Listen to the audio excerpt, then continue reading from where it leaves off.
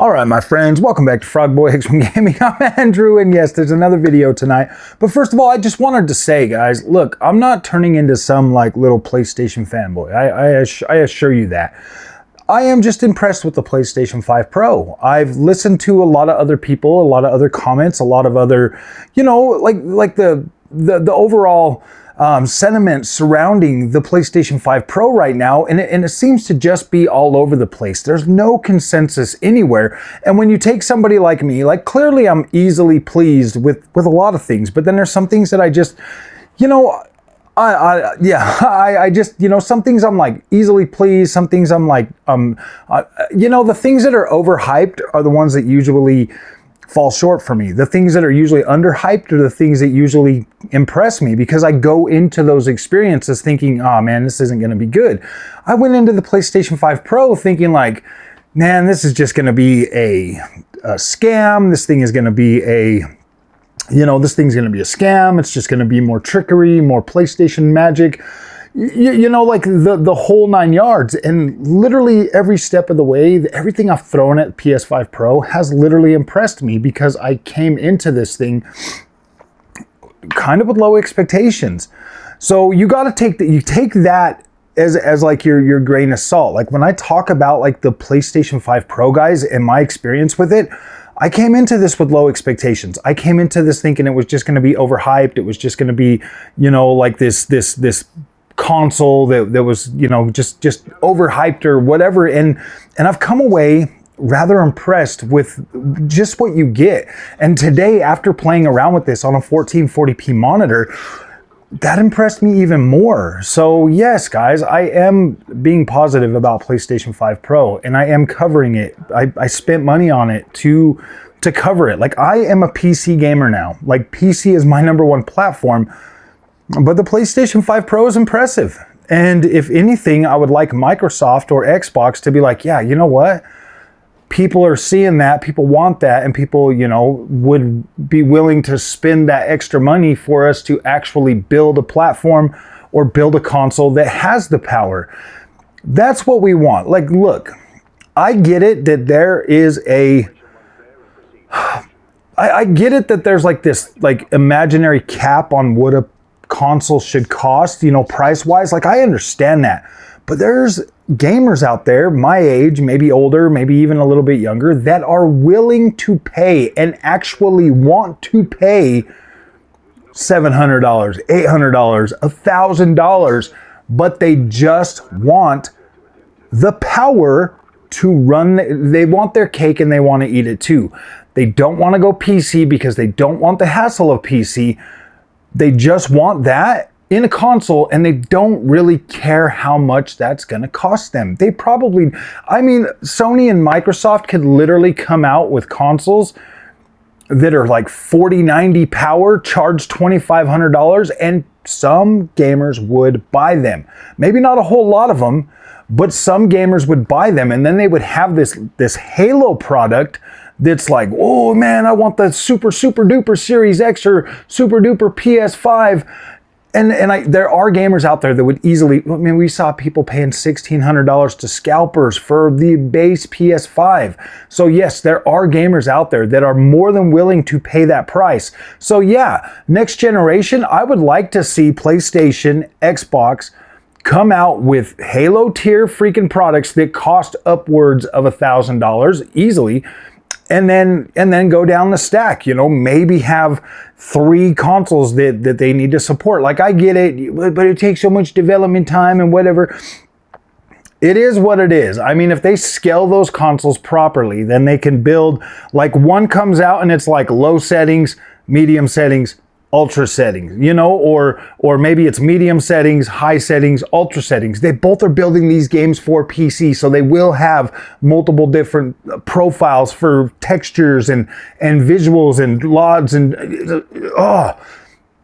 they should start doing that. They really should. Both console manufacturers should come out with a Halo tier console that is just 100% going to deliver what gamers want that generation. Give the developers enough power to play with, give them enough RAM, give them enough memory, give them a beefy CPU, and a GPU and just make a freaking console that would really blow the freaking doors off of everything out there. And if it needs to be priced, you know, $1,000, $2,000, $2,500, whatever. Even if it costs as much as a PC, but it is the console experience, I still think that there is a market for that. Maybe not a huge market, but a big enough market to where I think they could sell enough of them. And then they have their lower tiers, you know, then they have their, you know, they have their standard Pro and Super Pro. I really do. And they're handheld, obviously, and have all the games be able to be scalable across all of them. I think they could do it. I literally think that they could build these out to where, look, man, if somebody needs their $300 system, boom, they got it. They need their $500 system, boom, they got it, you know?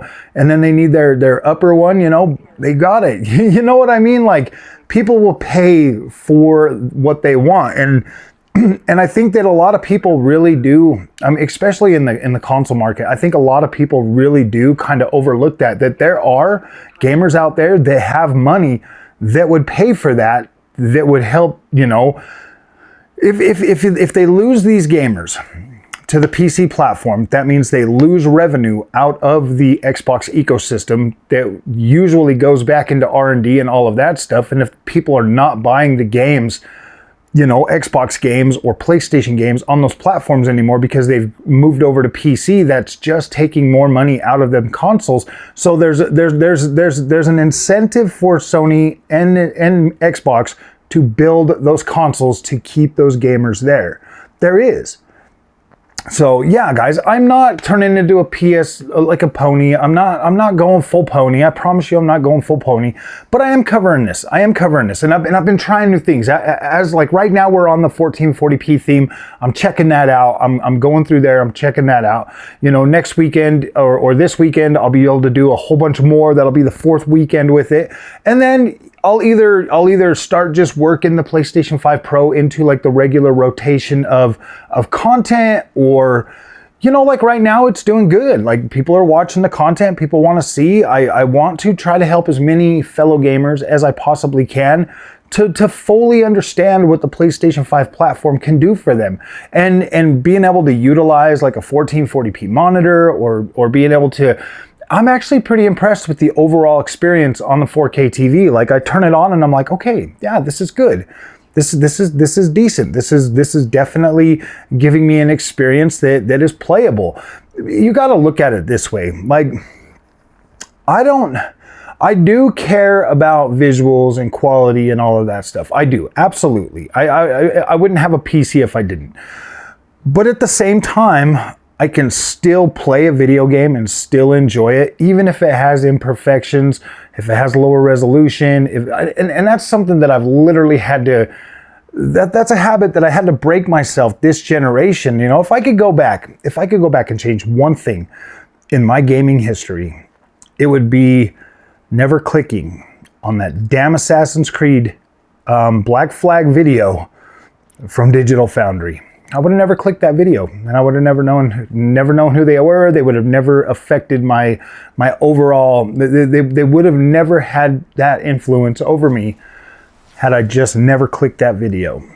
But I was looking, and I was like, what the freak, man? You know, Assassin's Creed. It was the start of the PS4 generation. We were getting a PS4 upgrade for it. I wanted to see something about it. I don't know. I'd already beat the game on the freaking PS3, so it was like, it didn't matter, but I was like, yeah, I'll pay my $10 for that, you know, and then I found that video and it just got me super excited, and then I kept watching it, you know, I kept watching Digital Foundry, and they started to affect my judgment and started to affect the way I looked at games, the way I thought about things, and pretty soon, the next thing you know, I was being a snob. I was not buying games. I would literally wait for Digital Foundry to tell me if it was 4K or whatever, you know, before I'd even buy it. And that made gaming so miserable throughout that generation that I was just like, oh my gosh. And then when I started the channel at the beginning of this generation, guys, if I hadn't have started this channel and it took up so much of my time, I would probably still be there watching a whole bunch of other people's content that I just don't have time to do now, because I don't have time to sit and watch everybody else's content. The only reason I even saw that from Oliver today, from what Digital Foundry said about the peanut gallery and stuff, is because somebody posted it on Twitter under Colt Eastwood, and I just happened to be looking, and I watched that video, and it said something about Digital Foundry makes PlayStation fanboys cry or something, you know, so I was like, what the heck? So I watched it. And then I see him talking about gamers, like console gamers. They're freaking, like, that's literally their bread and butter. And Digital Foundry sitting there telling them that, like, look, yeah, you in the peanut gallery. And I'm like, really, dude? Really, bro? That's how you're going to talk about your customers, man? That's how you're going to talk about your community, your base, the people that watch your content, that hang on every freaking word you guys say, and come to my channel and tell me that I'm wrong and that you guys are experts, and you're going to call them the peanut gallery? Okay, they're definitely, all your fans are welcome at Frogboy X1 Gaming, where I'm going to tell them about 1440p monitors and the benefits and this and all of that stuff. The stuff that you guys neglect to do them, because I feel like, honestly guys, I feel like Digital Foundry has just become more gatekeepers to people's happiness than anything else. And the sooner you move away from watching Digital Foundry and waiting for them to tell you what to like and what not to like, I think you're going to be happier. I do. I think you will be significantly happier. You know, like with me, obviously NVIDIA makes the best GPUs, but man, I like the AMD experience more. I just find it more fulfilling for me, and I like it. So whatever. I don't have to go out and buy NVIDIA just because everybody else buys NVIDIA. I can do what I want to do because I'm my own man, and I can buy and appreciate and like certain things for different reasons. Like, I don't have to just jump on the bandwagon and follow everything that's like, yo, man, this is the best. And yeah, guys. So I just wanted you guys to know, look, I'm not turning into a freaking a PlayStation pony. I'm not going after Digital Foundry like there's some kind of like, there's no beef, there's no war.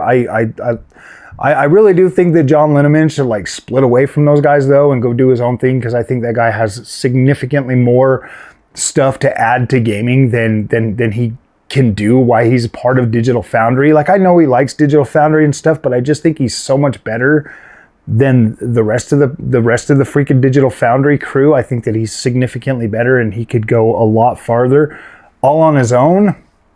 But yeah, I don't know, man. When I look at the other guys, they I don't know, man. I used to actually like Richard Ledbetter, but now it's just like, my gosh, dude, it's like he's like a circus leader that's, you know, leading these dudes into like, oh man, we gotta, I don't know, man. I don't know. Like, you look at like the big companies like PlayStation, NVIDIA, and all of these other companies that they don't even talk to like content creators that are smaller. They only give them to the people that are gonna say what they want them to say. So it's like, I don't know. And you know, I know that Digital Foundry, you know, I don't know. I feel like when they first started, it was more about like keeping developers honest or whatever, or that's the hook they use to get people to, you know, follow them and to support them and to help them grow and stuff. But I kind of feel like money changed hands along the way, and things are just different now. They don't seem like the Digital Foundry that I first started watching all the way back then. I mean, I guess they kind of do. I don't know. I'm not trying to, yeah, it is what it is. Like, you guys make up your own mind. I'm not here to tell you not to watch them or not to, or what, but I just felt that it was kind of odd that he would liken their fan base, the people that watch them, to a peanut gallery, man. That was just, or Alex Battaglia trying to say, whoa, man, you gotta, if you don't like what we like, then you're weird or something. You know what I mean? I was like, dang, dude, that's pretty weird, man. That's pretty crazy. So yeah, guys, I'm not becoming a PlayStation fanboy. I do like and appreciate the PlayStation 5 Pro. I do think it's pretty cool. It's definitely not for everybody, just due to the price and, you know, stuff like that. But the overall output is, I'm finding a way to be actually pretty positive about it. And you guys have seen this channel, you know, when I first started, I was definitely more negative toward the PlayStation, more positive toward the Xbox. And I'm still positive toward the Xbox. I just don't really have anything to talk about Xbox wise right now. I mean, obviously Stalker 2 and Microsoft Flight Simulator, but I play those on the PC. I don't even need to pull out the Xbox for those, but I should. I really should. Honestly, guys, my wife has had the Xbox Series X for like the past 5 months. She's been playing that Disney Dreamlight game. She's literally got like 13 or 14 days in that game already, and I'm not gonna, yeah, dude, I just bought her the new update for it, the new DLC for it, and yeah, she's been glued to that game on her days off and stuff. And so it's like, yeah, my Xbox is 100% getting used.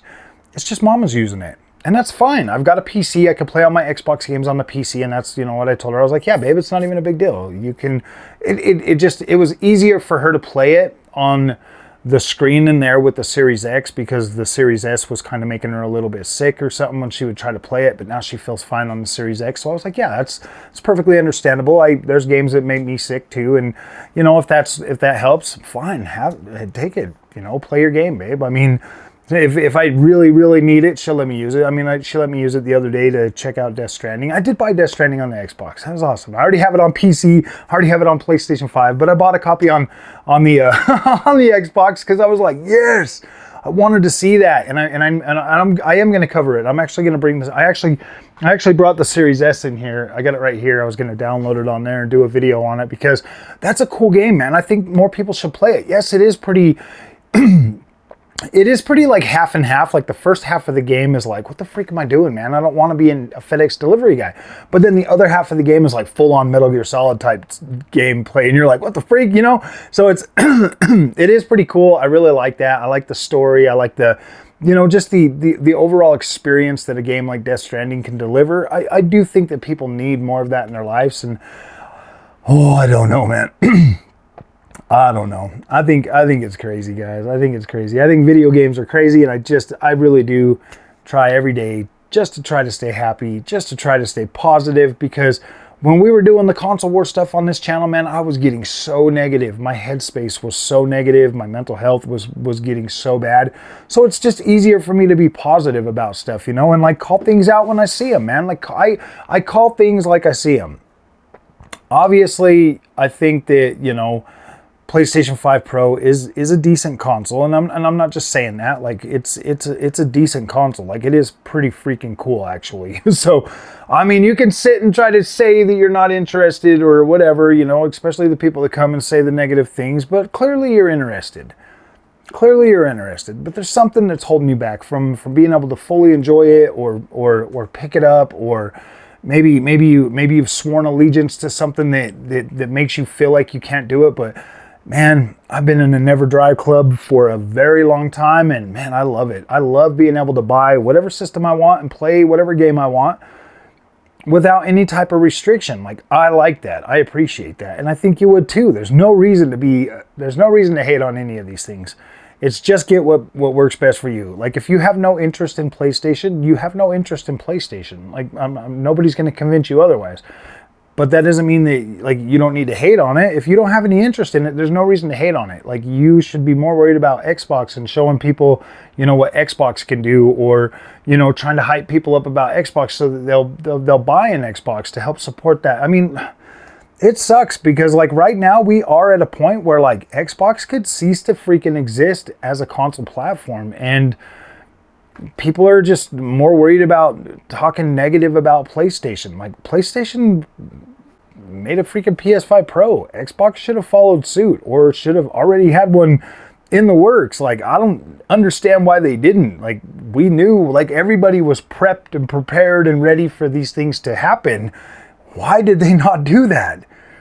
I don't know. I feel like Microsoft trying to cut corners right now, or take the...